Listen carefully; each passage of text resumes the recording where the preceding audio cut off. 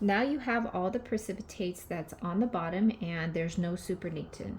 We do want to wash this. Just kind of think of it as you're just giving them a little shower.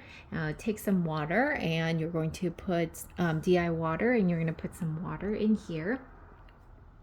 And you're going to stir it pretty well with the stirring rod. So it will disrupt the precipitate. So it will kind of disrupt it and it'll start floating, right, as you stir. Then you're going to take this and put it in a hot boiling water. I mean, it's not boiling too hard, but just soft boiling water. You will close pin it like this so that the test tube doesn't move, and it's kind of hanging on top. Make sure you have 2 clothespins. That will ensure the test tube not moving. If you just do one, then it will move around, and you will have to just stand there the whole time, not moving the test tube. Okay, well anyways, so you're going to heat this up. Now, meanwhile, as this is being heated up, you're going to take another small, clean 3-inch test tube. So I have another one, and you're going to add in some water in here, distilled water in here. So here's I'm gonna put some water in here, and I'm going to put it in boiling water. Okay, then afterwards you're going to get another test tube, but this one is a medium size, so 4-inch test tube. Okay, and then you're going to go ahead and label this as washes. Okay, as washes. And that also getting a little crowded here. You're going to add in 10 ml of water, and it's going to be placed in here. Okay, so a lot of test tubes are going in one boiling area. Okay, so what begins to happen is that the lead 2 chloride, it's no longer in precipitate form, but rather what's going to happen is it's going to come out and just become lead, and it'll be part of the liquid, whereas these still remain as precipitate. Now, as this is occurring, I'm going to leave this to the side real quick. As that's occurring, you're going to get another medium size. So this is a 4-inch one, and you're going to label it as lead ion, and you're going to place this in a test tube rack.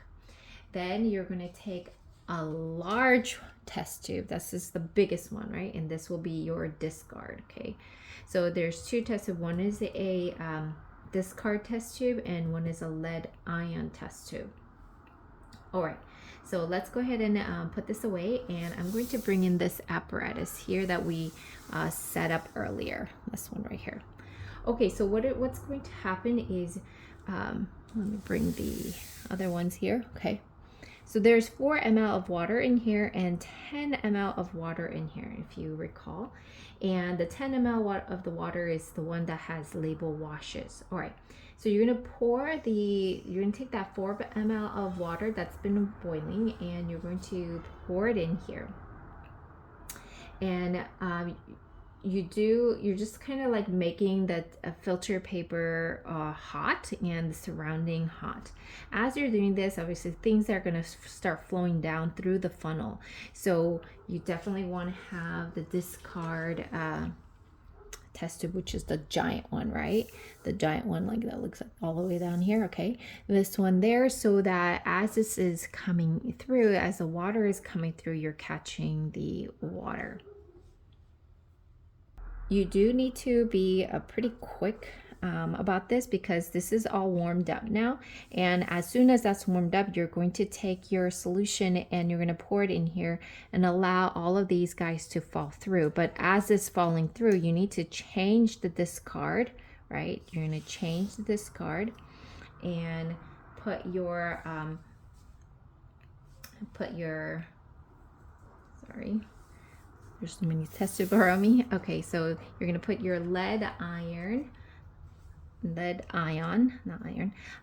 underneath. So what's going to happen is, hopefully the lead is the only one that falls through along with some water, right?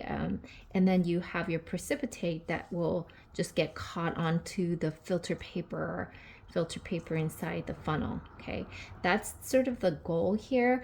We don't want to We want to have the lead not come out. If it's cooled down, then lead will eventually, it will precipitate on here. So we don't want that. We want that lead to fall through. So you do have to work quickly when you're pouring the 4 ml of hot water, then your solution right away. Then afterwards, what you're going to do is place the discard test tube underneath. Okay, so this is the discard test tube, and this one is off to the side now. Okay, I'm going to put it this way over here, discard test tube. And you're going to take your washes test tube and you're going to pour about 5 ml, so halfway. So you're going to pour 5 ml and then put it back. Okay, and this will help all of the lead to wash down and no longer to be here, and then it'll go into the discard. All right, so I'm going to move all of these to the side because we're going to test if it really does have lead in here. And this is the procedure change we had mentioned earlier. So I'm going to push this off to the side and work with this one. So you are going to add in some potassium iodide into the test tube, okay? And then if there is lead in there, indeed, then these will join together. The iodine and the lead will join together. And what's going to happen is you'll see a yellowish or reddish precipitate, and you will record your observation. And this will prove that the lead too is present.